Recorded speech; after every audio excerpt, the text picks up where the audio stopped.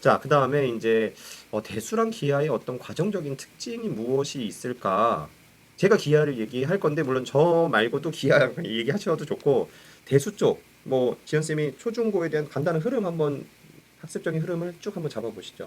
일단 초등에서의 대수는 아이들한테 형식적인 어떤 기호 같은 걸 직접 도입하기 전에 아직 그런 걸 이제 받아들이기 힘들어하니까 그런 원리를 녹여내서 조금 더 사고력의 색깔로 먼저 아이들한테 경험시키는 과정이라고 생각하면 될 것 같고요. 물론 근데 이제 초등에서도 아이들이 조금 머리가 커서 이 아이가 이제 형식적인 기호 가지고 연산하고 그 의미를 설명하고 하는 게 받아들여진다라고 하면 너무 사고력에만 이제 매여 있을 필요는 좀 없다고 생각하는 거고요. 근데 어쨌든 이제 초등 과정 자체는 좀 그렇게 구성이 되어 있어요. 그러다가 중등에서는 본격적으로 이제 사고력의 틀을 벗어나서 정말 기호 가지고 수학적인 식을 가지고서 이제 수학의 언어로 한번 이제 이야기들을 풀어보자라고 하면서 그 기호와 이제 식에 익숙해지는 과정들 그리고 준비물들을 좀 챙기는 과정인 거고요.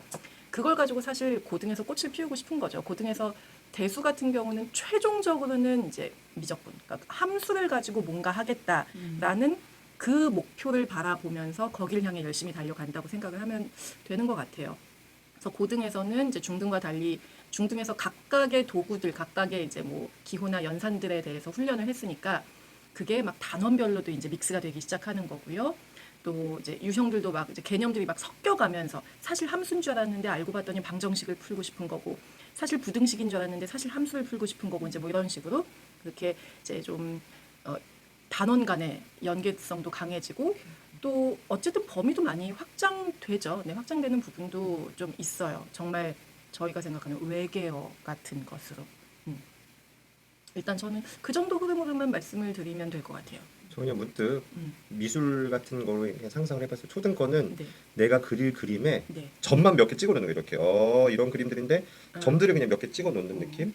그다음에 중등은 그걸로 이렇게 이제 밑그림이 다 그려지고 네, 실질적인 완성은 이제 고등인 건데 네, 또 이런 느낌으로도 설명할 수 있을 것 같아요. 초등에 있는 많은 연산이나 그 부분은 네. 중등에 있는 그 미지수를 다룬 어떤 계산들 그런 거를 받아들이기 위한 진짜 전 과정인 거고 그쵸, 그쵸. 그리고 네, 또 중등 맞아요. 과정은 고등 과정만을 위해 거의 존재하는 애라고 봐도 될 정도로 중등을 이렇게 탄이하고 그거 이제 고등 사고를 받아들이기 위한 뭐 그런 과정. 그쵸. 아까 내용에서 보면 제가 말씀드렸듯이 그러니까 고등까지 다 보고 나서 다시 중등 걸 보면 사실 중등 과정은 준비물 챙기기 시간인 거예요.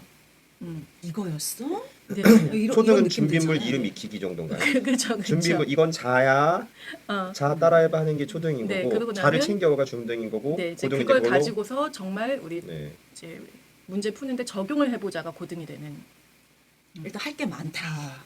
굉장히 많죠. 많다. 그리고 이제 기하는 이런 느낌입니다. 이제 실질적으로 기하 이제 도형이라는 게 초등에서도 이제 도형에 대한 내용들도 나오고 대표적으로 아이들이 이제 좀 어려워하는 약간 블록 그런 것들도 기하 도형의 측면이긴 한 거잖아요. 네네. 블록에 이제 숨은 개수 찾고 막 이런 부분들. 초등에 있는 상당수 기하는 중학교 1학년 범위랑 중학교 2학년 초반 범위 있는 내용을 살살 흩뿌려 놓은 정도 내용이에요. 깊이 있게 들어가지 않고 이런 게 있어. 이런 게 있어. 그래서 중학교 수업을 시작했을 때 얘들아 평행사변형 알지? 아, 예, 알아요. 본 적 있어요. 평행사변형. 각이 이렇게 생긴 거요. 같아요. 뭐 길이 같아. 요 정도 대략적으로 알게 만들어 놓는 정도가 이제 초등 과정이에요. 그래서 초등 과정의 선행은 저는 이제 물론 극심화까지 해서 아이들의 사고를 키워 놓는 것도 괜찮지만 실질적인 우리의 심화는 중등이나 고등 쪽에 있기 때문에 초등 쪽은 엄청난 심화서까지 당장 꼭 필요한 건 아니라고 봅니다. 어떤 과정을 익히는 데 있어서는. 근데 이제 중등 부분은 정말 기하의 시작은 중등인데 이게 중1, 중2, 중3 기준으로 봤을 때 중1은 수많은 언어들을 챙기는 약간 준비물 챙기기 같은 과정이 여기 또 나와요. 동의각, 억각, 막국지각, 그 다음에 뭐 꼬인 위치 이런 도형들 그리고 이제 그동안 3.14 원줄 그 부분을 이제 파이로 대체하는 거, 네모를 이제 x로 바꾸는 뭐 바꾸는 그 연산들을 적용해서 문제를 푸는 거 요런 정도 내용이 이제 중1 과정에 좀 나오고 거기서 개념들을 익히고 나서 실질적인 기하의 시작은 중2입니다. 중2, 중3 이게 이제 중등 전체 기하인 거고 이 전체적인 내용들을 잘 받아들인 친구들이 그것들은 이제 응용하는 문제들이 고등의 일부도 나오긴 하지만 실질적으로는 기하의 끝은 거의 중등이라고 해도 거의 그쵸, 과언이 그쵸. 아닙니다. 중등에서 기하적인 내용은 기본적으로 끝이 난다. 왜냐하면 고등에서는 기하가 더 이상 기하가 아니거든요. 그 기하를 놓고 좌표평면에 대응해서 도형의 성질들과 응용하기도 하고 뭐 그쵸. 그런 건 거잖아요. 네, 도형인데 그걸 식으로 쓰고 식을 보면서 그게 도형이라고 상상해야 되고 그래서 그래서- 대수기하라고 하죠. 그래서 그런 기하적인 응용력도 고등에서 계속 사용되는 거기 때문에 가끔 그럼 중등 기하 안 하고 그냥 고등 가도 되겠네요.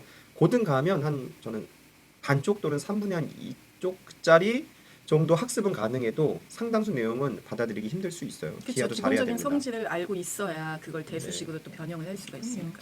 자, 요 정도